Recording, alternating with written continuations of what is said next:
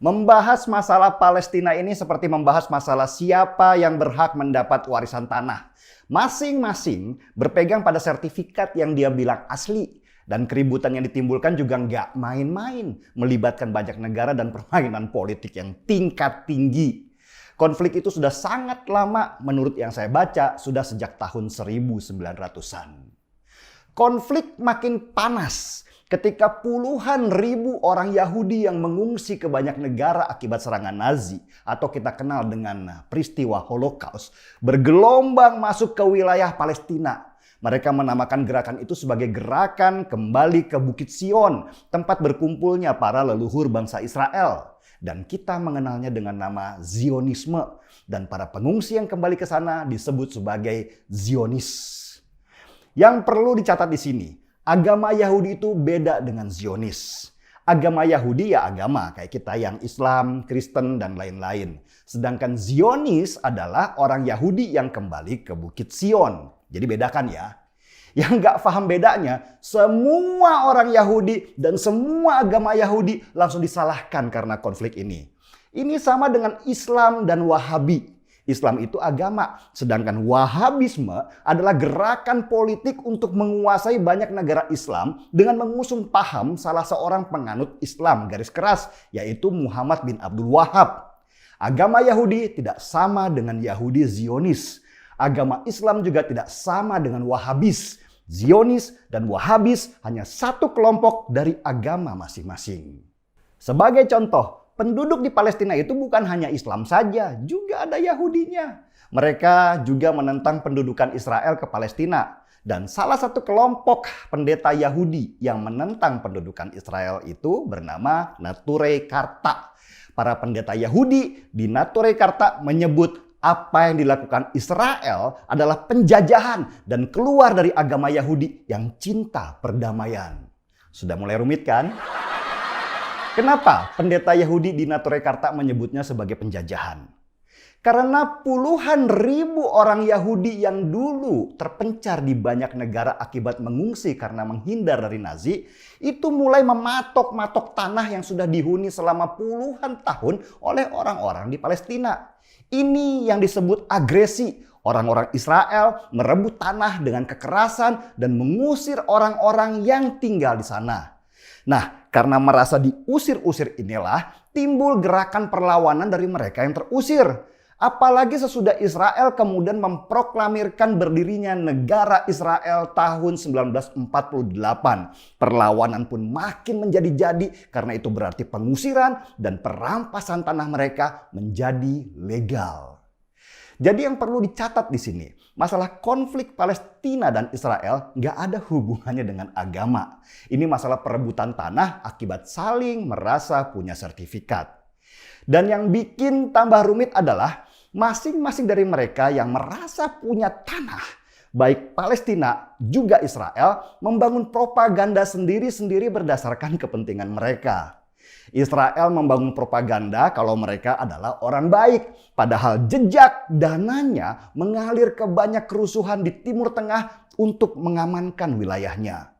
Kerusuhan di Suriah adalah salah satu cara Israel untuk memecah barisan dari negara-negara Arab di sekelilingnya yang dulu memerangi mereka.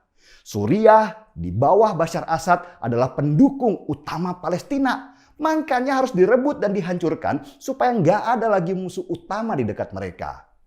Di Palestina sendiri nggak kalah rumitnya. Di sana banyak sekali faksi-faksi politik yang mengatasnamakan bangsa Palestina. Ada Hamas, ada Fatah, ada Partai Kristen yang juga komunis, ada juga di sana.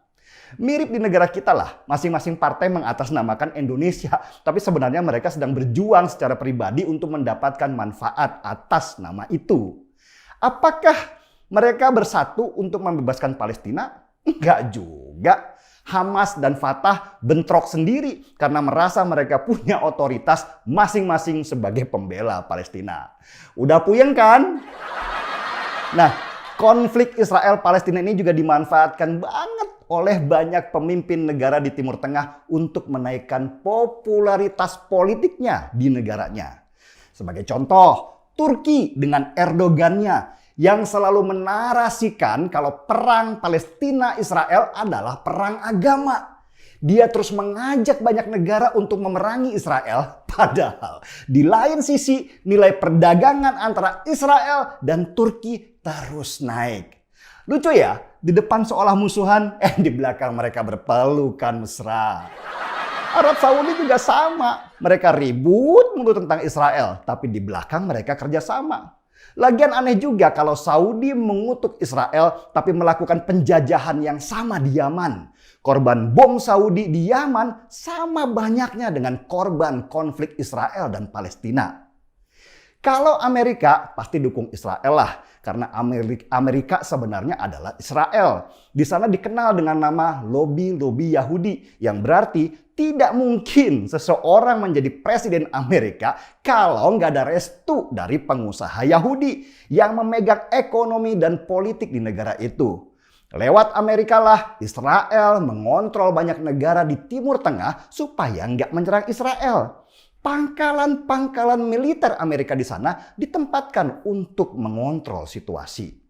Dan Indonesia tetap pada sikapnya mendukung perjuangan Palestina karena ada nilai historis di sana bahwa Palestina pernah mengakui kemerdekaan Indonesia waktu awal berdirinya negara ini.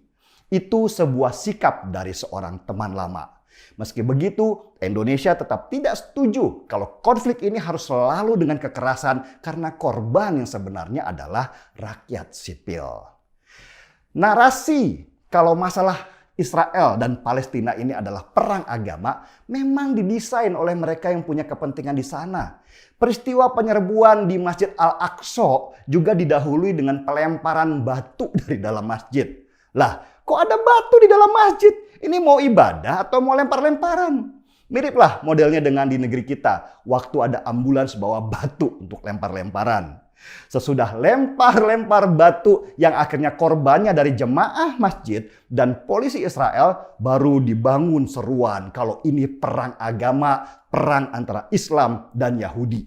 Sesudah seruan, mulailah kotak-kotak donasi berkeliaran atas nama perjuangan agama. Kemana donasi itu disalurkan? Ini yang jadi pertanyaan. Mau bilang disalurkan ke Palestina, lewat siapa? Wong dubes Indonesia di Palestina sendiri nggak merasa menerima duit sepersen pun dari donasi-donasi itu.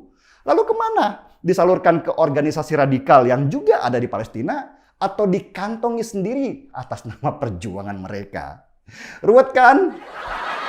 Memang konflik di Palestina itu ruwet banget karena terlalu banyak yang bermain di sana. Jadi saya ketawa aja kalau ada dua agama di Indonesia yang sama-sama ngotot atas nama agama menyikapi perang Israel-Palestina. Yang merasa paling Islam bela Palestina mati-matian, yang merasa paling Kristen bela Israel dengan membabi buta. Ayat-ayat di masing-masing kitab suci dikeluarkan. Terus debat di media sosial seolah-olah paling tahu kondisi di sana.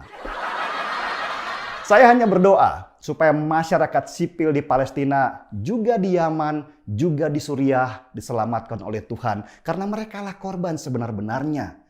Mereka menderita karena perang, ekonomi mereka hancur, keluarga mereka hilang, dan konflik tidak akan pernah selesai sebelum Israel berhenti merampas tanah penduduk di sana dan partai-partai di Palestina berhenti memanfaatkan konflik itu untuk kepentingan pribadi mereka. Saya mengutuk segala bentuk kekerasan dimanapun dia berada dan atas nama apapun agamanya, termasuk di Poso, Papua, dan korban-korban bom di gereja. Sudah mulai bisa seruput kopi sekarang. Minal aidin wal faizin kawan. Mohon maaf lahir dan batin.